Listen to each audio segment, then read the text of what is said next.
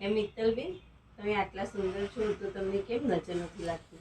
મારી જોડે કાજલનો ડબ્બો છે એટલે. મને કીધું? હા, તમને જ કીધું ને તો. હું કાજલના ડબ્બા જેવો લાગુ તને હે? હા, તમે તમારા ખુદને જ પૂછી જુઓ ને.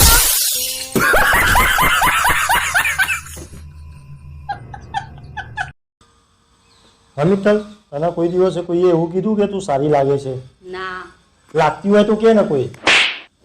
મારાથી આવી હોશિયારી નહીં મારવાની. હું તો મજાક કરતો હતો. पैर ऊपर लो ना, झाड़ू मारना है.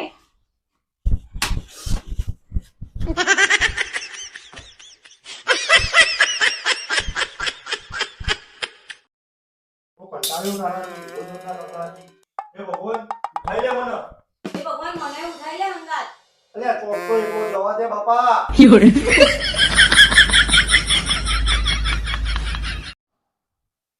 મિત્તલ, હા, કેરીની સીઝન આવી છે, કેરી ખાવાનું મન થઈ ગયું. હાલ બજાર જોઈએ ને તો ગોટલા વગરની કેરી લઈને આવજો. ગોટલા વગરની કેરી તો મળતી છે. બુદ્ધિ વગરનું બૈરું મળે તો ગોટલા વગરની કેરી કેમ ના મળે?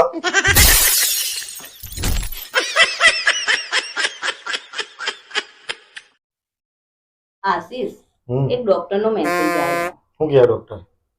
એમ કે ઉનાળામાં ને છાશ, લીંબુ પાણી, કેરીનો જ્યુસ, દહીં, આઈસ્ક્રીમ આવું બધું ખાઈએ ને તો આપણને ઠંડક મળે. કલેજાના ઠંડક તો ત્યારે મળે જ્યારે તમે પિયર છો. તમારી જીભ થઈ ગઈ.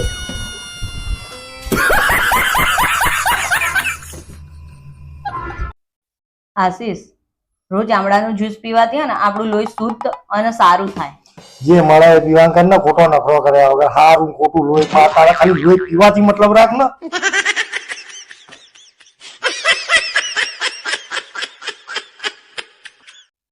આશીષ, તમને કોઈ 1 કરોડ રૂપિયા આપો તો તમે તમારા પતિને લાફો મારો? ગાંડી થઈ ગઈ. હું તને પૈસા માટે લાફો મારું? સોરી, મારે તારા હાથે વાત જ નહીં કરી. હવે આવું નહીં કહું. પહેલી વાર લાફો મારવાનો મોકો મળ્યો ભાઈ. દેખાતું નથી, શું કરો છો? ઘરમાં કામ પડ્યું છે, કામ વાળી ગોતું છું. નંબર આપું?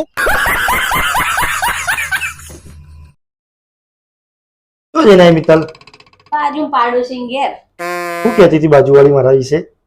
એમ કહેતી હતી કે તમે પેલા ઊંટ જેવા છો જ્યાં. એવું તો ના કીધું હે મારા વિશે એમને. એવું જ કીધું.